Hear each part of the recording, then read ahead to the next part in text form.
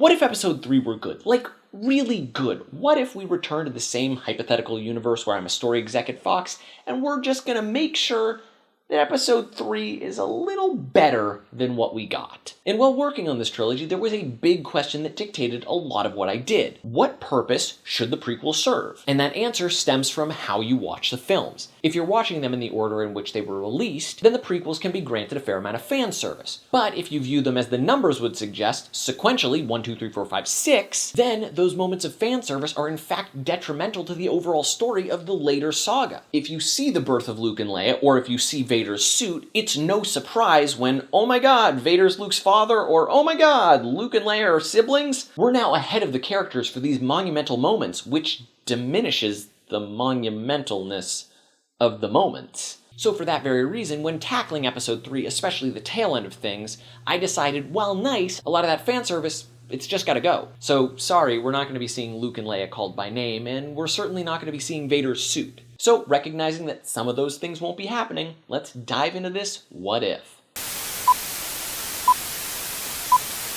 Starting things off with the title crawl, things are basically the same. We're in the midst of the Clone Wars, General Grievous is running the show, but rather than immediately catching up with our boys as they rescue the Chancellor, I'm shifting the setting a bit as they're storming a Separatist base on Utapau. This battle, above all else, should feel fun and breezy, and show that 1, the Republic is definitely winning in this war, and 2, again, Obi-Wan and Anakin work really well together. Because, like I said in episode 2, we have to see what it is that we're losing when this friendship falls apart. So they win, hurrah! And now we're reintroduced to 2 more familiar faces, with Padme being piloted in by Owen to officiate terms of surrender. And at night, we see all 4 of them discussing what the future holds once this war is over. Owen talks about how he can't wait to live it up in Coruscant. Obi-Wan discusses how he's looking to further his training and the training of other Jedi. Padme is looking to strengthen the Senate to ensure that this sort of fracturing and war never happens again. And Anakin? Well, we've seen from that previous battle that he's clearly more capable as far as combat is concerned, but we also learn that he's been pouring himself into his studies of all things dealing with the Force because he wants nothing more than to sit on the Jedi Council,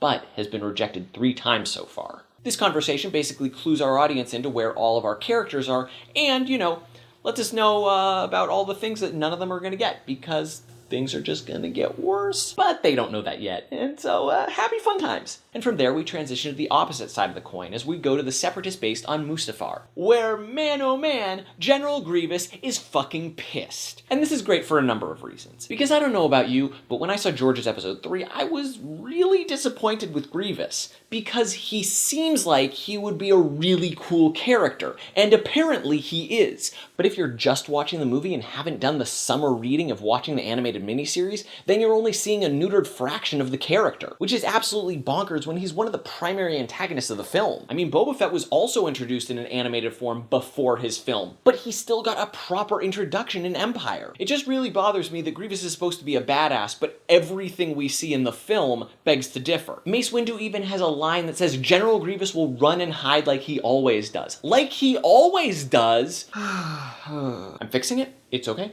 Let's move on. So Grievous is pissed and the Separatist leaders are scared, and Sidious is like, guys, relax. The Republic may be hitting hard, but they're also spreading themselves way thin and leaving themselves super exposed. Grievous, go for the heart, and my main man Maul will back you up in your endeavors. And as Sidious ends the call with those goofs, he turns to Darth Maul, who's like, hey, buddy, super cool that you're running this whole war puppet show thing, but we've got that whole unfinished business about Obi-Wan and how I really want to kill him. So can we, make that happen sooner than later? And Sidious is like, hey dude, totally get you. And don't you worry, all those loose ends are going to be tied up real soon. And from there, we bounce to the Jedi Temple, where we see Anakin being praised for his acts of valor, yet still not receiving the rank of Jedi Master.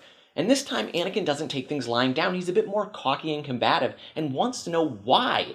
Why is he being passed over when people who are clearly less qualified than he is being granted a seat at the council? And Mace Windu's like, whoa, slow your arrogant roll there, buddy. I'm sensing a great amount of anger in you. Obi-Wan, who now sits on the council, tries to go to bat for Anakin, and is like, well, I'd be pretty angry too if I kept getting rejected without an explanation. At which point Mace turns to Obi-Wan and says, you promised Qui-Gon that you would train Anakin in the ways of a Jedi, and you have.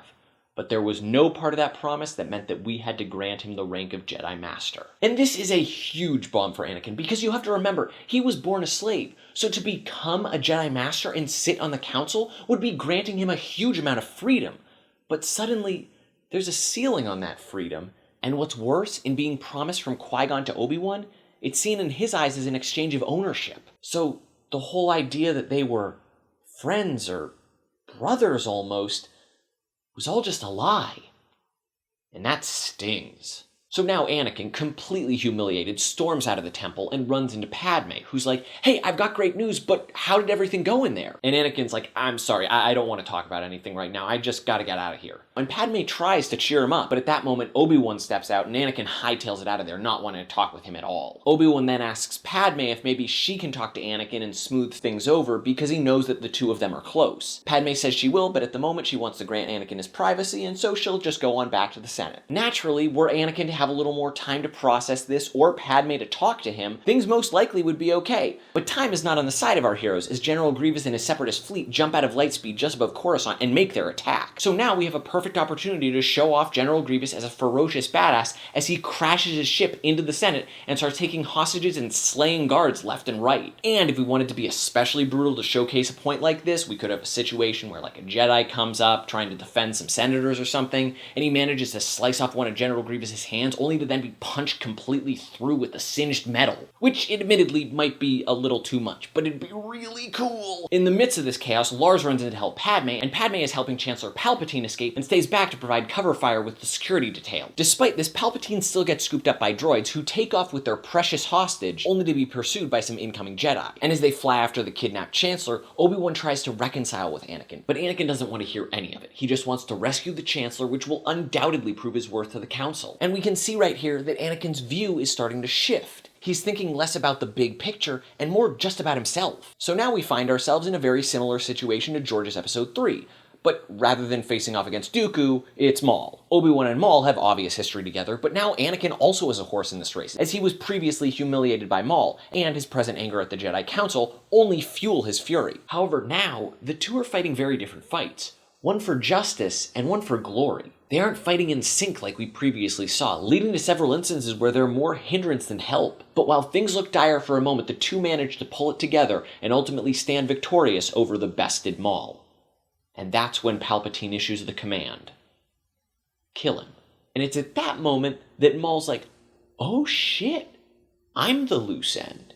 And if this were Obi-Wan from a movie ago, man, Maul would be dead like that. But Obi-Wan has grown and is no longer seeking revenge, so he turns to Palpatine and says, no, he must stand trial. And truthfully, in this moment, Obi-Wan is as big as he can be. He's bested the man who killed his master, and he's bested his emotions. And Palpatine's like, hey, that's super great and all. Yeah, I know, he should stand trial. But hey, Anakin, why don't you kill him? And Anakin's like, no, I can't do that. And that's when Palpatine really starts to needle. Anakin, you can't simply let this monster live. If we let him live, bureaucracy will just bog down his inevitable fate. The Separatist will undoubtedly break him free, and he will strike back 1,000 times more furious. You can't let that happen, Anakin. Think of all those you hold dear who will pay the price. Think of your wife. To which Obi-Wan's like, what? And since Obi-Wan is our main character in this film, it only makes sense that the audience, like the case with Luke, makes this massive discovery at the same time. So we all get to say, what? Obi-Wan is stunned and hurt by this secret, but still reaches out to his conflicted friend. Anakin, think about this. This is not the way of a Jedi Master. To which Anakin replies, somewhat defeated, but I'll never be a Jedi Master. Will I? And he force pushes Obi-Wan out of the way. As Obi-Wan falls to the ground, he force pulls Anakin's lightsaber away right as he's about to strike, leaving Anakin completely disarmed and full of rage. So he force chokes Maul. And it's at this point that Palpatine knows who his next apprentice will be. And from there we bounce back to the Jedi Temple, where the Council is none too happy with Anakin, and they're like, yo dude, remember how we were trying to find a Sith that was controlling the Senate? Well, you just killed the one dude who might have known who that was. You, sir, are out. And now Anakin finds himself spiraling, and there's nothing that Obi-Wan can do, only putting a further wedge between the two. So Anakin leaves the temple completely dejected, only to be greeted by Palpatine. My boy, boy, don't you worry about those Jedi. You've shown a great amount of dedication to the Republic, and you've sent a very strong message by killing that savage. And you want to know how I'm going to reward you? You're going to get the job that I previously had, which actually makes you in charge of the Jedi. What do you think about that? Pretty sweet deal, huh? You see, while I don't think that George's introduction of Sith lore is a bad idea by any means, I think it's more fun if Anakin's seduction to the dark side is a little more subverted. So instead of Palpatine being like, hey Anakin, did you hear that the dark side is pretty fucking cool? We're getting, hey, that thing you did, embracing the dark side, was pretty great. Maybe if you did that embracing the dark side more, you'd be even greater. Huh? And now that Palpatine is steering Anakin's trajectory, he's quick to twist the knife and tell Anakin that sadly, during the attack, Padme was taken hostage by the Separatists. And now on Mustafar, we see General Grievous meeting the hostages. Padme calls out that the Republic won't stand for this, and they should surrender now or face death. And Grievous says, however things go now, those hostages shouldn't plan on leaving here alive. At which point, Padme turns to Owen and is like, okay, so the new plan is escape. Cutting now to the Jedi Temple, we see Anakin leading a tactics meeting with the Jedi and generals. Mace Windu questions some of Anakin's decisions, at which point Anakin, who is now plenty stressed because Padme is a hostage and wanting to impress Palpatine, turns things on Mace and is like, okay, you're right, the Jedi are clearly our best bet. Perhaps then it should be you who's leading the charge. Maybe you'd like to be in the front lines. Perhaps not the most tactically advantageous move, but it's one driven by emotion, which is something that he's embracing more and more. And now, very briefly, I'd like to halt momentum and discuss how this battle is my alternative to Order 66. Because, let's face it, Order 66 makes no goddamn sense. Like, never mind how ludicrous it sounds that there's a situational order that effectively bombs your own military. The reason that Order 66 is complete BS is what takes place in the Mos Eisley Cantina in A New Hope. If you recall, Luke finds himself in a bit of a confrontation with one of the members at the bar, and Obi-Wan is quick to step in and try to resolve things. However, when things get a little too heated, a lightsaber comes out and he lops off the arm of a dude. Now this is incredibly important because Obi-Wan then doesn't say, oh shit, remember Order 66, which says that all Jedi are enemies to the Republic, maybe we should hightail it out of here and I shouldn't have used the weapon that is a signature of the Jedi. Instead, they mosey on over to Han Solo's booth and continue to conduct business. Even if the cantina is known for housing unsavory sorts, there are stormtroopers outside, so you certainly wouldn't want to be bringing attention to yourself like that. So what I'm proposing as a means to eradicate the Jedi, as it were, is to more or less have them be cannon fodder to this great battle. If Mace Windu's being placed up front, the Jedi are being placed up front. And with the Separatists bringing their A-game, there aren't going to be many survivors on either side. So the Jedi aren't completely eradicated, no, but their numbers are vastly diminished. Anyway, brief aside done, let's continue with story. After this briefing, Obi-Wan is very distraught with what he's seeing, and he meets with Yoda and they discuss the responsibilities of a Jedi. And Obi-Wan comes to realize that he's still very much responsible for Anakin's well-being. So now the Republic is on the move, headed to Mustafar to really bring it to the Separatists. And Separatists have wrangled in all their resources to meet the might of the Republic. Palpatine and Anakin are giving commands in flight above the planet, and things immediately go crazy on the ground with blaster fire and lightsabers. Now during this battle above ground, Padme and the Senators have realized that this is a prime opportunity to escape, and they make their way through the Separatist base, accruing weapons and protection as they go. Even though he's far removed from this battle, Anakin is sensing the great amount of anguish and pain that everybody on the battlefield is experiencing, so he quietly slips away to find a ship to pilot down to the surface. As Anakin sensed, Obi-Wan and the rest of the Jedi are feeling a tremendous strain, and at this point we get to see some casualties up close, one of them being Mace Windu, who now doesn't have a bitch death like in George's version and actually gets to go down in a blaze of glory. And if we want to add a little more impact to his death, from up on board the ship, Yoda can scowl over the loss of life. But while things look grim, not all hope is lost, as Padme, Lars, and some of the Senators manage to overtake the Separatist anti-air guns from within, now allowing for more troops to land on the ground and effectively turn the tide in battle. Padme and Lars wave down at Obi-Wan as he charges forward with the rest of the Jedi, and he takes comfort in knowing that they're still alive. And then they rush off in search of commandeering an enemy ship to make their escape. General Grievous now finds himself and his troops being pushed back into the base completely, and he contacts Sidious, now in a bit of a panic. The Jedi scum in our army have breached our base, what do we do? To which Sidious replies, simple, die. And right as Anakin lands and starts to run towards the compound, the whole thing explodes. Anakin is absolutely shell-shocked. So much of his life and his future is gone in an instant, and he charges towards the burning wreckage in an absolute fury in search of Padme. Obi-Wan is incredibly hurt, buried under rubble, but alive. And he sees Anakin running towards what's left of the base and makes slow chase after him. Anakin runs and jumps through the rubble and eventually comes on Grievous's mangled body. He's struck by extreme emotion, hatred, grief. It all comes pouring down on him. And Anakin takes this all out on Grievous's lifeless frame, shredding it. And that's when Obi-Wan reaches him. Obi-Wan tries desperately to tell Anakin that Padme's alive, but when Anakin asks Obi-Wan to lead him to her, he can't. And Anakin promptly says, "Oh, I see. Another lie from the man I thought to be a brother." And then he accuses Obi-Wan and the Jedi Council of being intimidated by him, and that's why they wouldn't grant him a seat, because they were jealous of his power. And Obi-Wan's like, "Yo, I don't know what Palpatine's been telling you, but that's some crazy talk." And Anakin laughs. "It's not crazy. For the first time I see. You thought I'd be blind to this sort of manipulation, but now, nobody's my master. Now get out of my way." Anakin lunges at Obi-Wan, and what we get now is one of the most emotionally fueled battles yet, with vastly different motivations for each of our fighters. Anakin's fight is fueled by rage, trying to kill the traitorous Obi-Wan, while Obi-Wan is looking to disarm and reconcile, while weighed down with the tires of war and remorse at letting Anakin slip so far. And this battle should not be a bunch of spectacle. We don't need swinging on chains, balancing on pipes, and floating lava hover carrying things, because it's about a broken friendship, properly reflected in the arena in which they now fight. And as they sink towards doom, Obi-Wan recognizes that Anakin's swings are weighted with hatred, leaving him unbalanced and exposed. Anakin's aggression and arrogance can be turned in on itself, leading to Obi-Wan sadly besting his Padawan, making it a very bittersweet victory, as Obi-Wan ultimately leaves Anakin to die as he curses his name.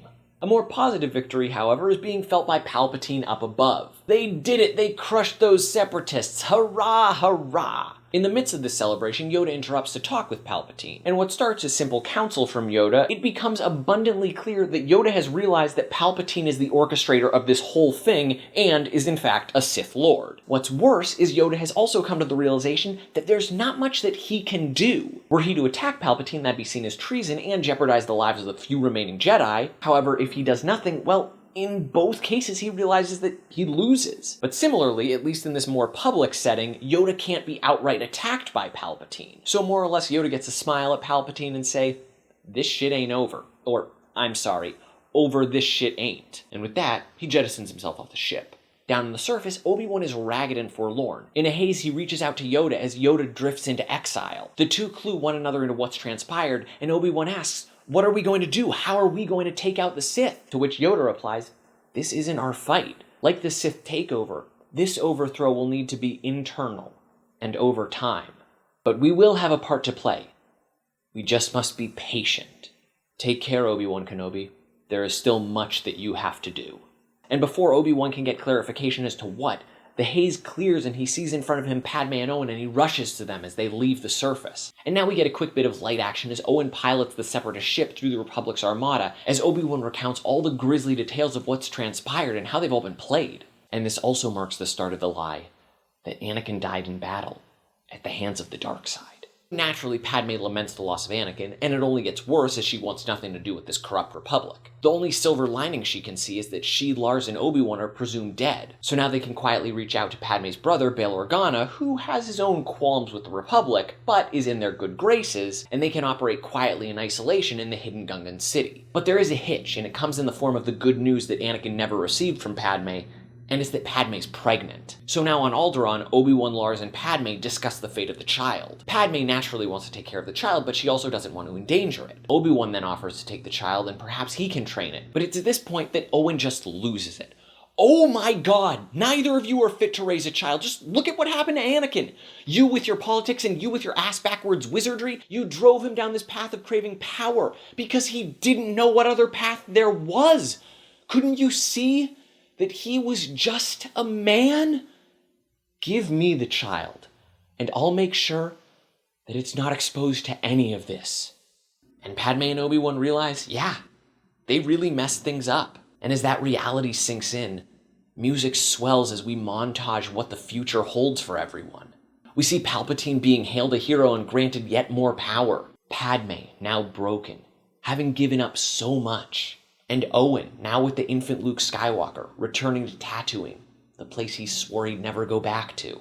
All seems grim in that galaxy far, far away. But destiny is not yet written, for there is an ebb and flow to the Force, and the Force will be with us, always. And that's how we end Episode 3. So now, here we are, starting to close things up. And like I said at the start, with the what if for Episode 1, you can see with a little bit of recalibration, our prequel trilogy can be shifted to focus on Obi-Wan, and our story is better for it. We've seen Obi-Wan grow from a Padawan romanticizing the valiantry of war to one who's seen the costs and hardships and is wiser for it. And that then perfectly transitions us to the original Star Wars. We've now seen Obi-Wan as a hero front and center, so it makes sense why Princess Leia would see him as her only hope. And BT dubs, that's baby Leia right there, but the sequential viewer will assume that it's Luke, which then preserves the sibling surprise and still allows for Leia to remember her mother. Like I said up top, we don't want to undercut these sorts of surprises. And while we're speaking in that transition window from 3 to 4, let's also just touch ever so briefly on the dark side. And it should be noted I am speaking specifically to what the movies have shown us of the dark side up to the point of this recording. Now, I don't know about you, but I always saw the reversal of Force lightning to make Palpy all pruny was a bit quick and lazy. In fact, in my mind, I always saw the dark side as a bit cancerous in nature. It's a deal with the devil. It's something you can tap into, but at a high cost. So the suit isn't a symbol of a broken friendship, but how Anakin was willing to destroy himself for power and control. So in effect, he's building himself his own tomb, making it that much more powerful when he asks for Luke to take the mask off. He recognizes what he's always been. He was a slave all his life, last to the dark side. But in choosing to take the mask off, to embrace the good inside him, is his casting off his shackles. And in death, for the first time, he is free. And so when you take a step back and view the big picture, all 6 films, you see the fall and redemption of Anakin Skywalker, presented through the past with Obi-Wan and the future with Luke. And that, I think, is a pretty good what if. So those were my ramblings on Episode 3. Leave your thoughts and what you would change about Episode 3 in the comments down below. And I'd like to extend a huge thank you to Jackie Whistler, who provided all the boards that you saw in this video. You can find more from her at jackiewhistler.com, and she's just been an absolute rock star to work with. And a thank you to all of you guys who have shown a lot of support and patience with me as I've been developing this. The shout-outs on Facebook, Twitter, and email have just meant the world. And hey, we're done with the prequel trilogies now, so I guess let me know what other what-ifs you'd like to have happen down in the comments, be them movies or TV shows. I've got nothing presently in mind.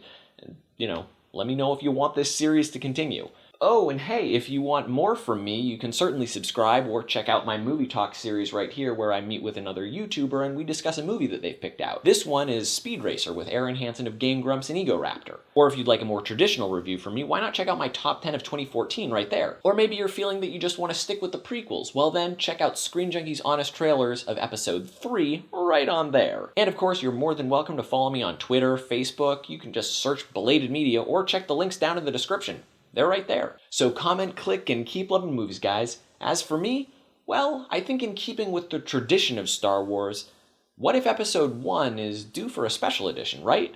What if Episode 1 was good? Roger, like, Roger. really good?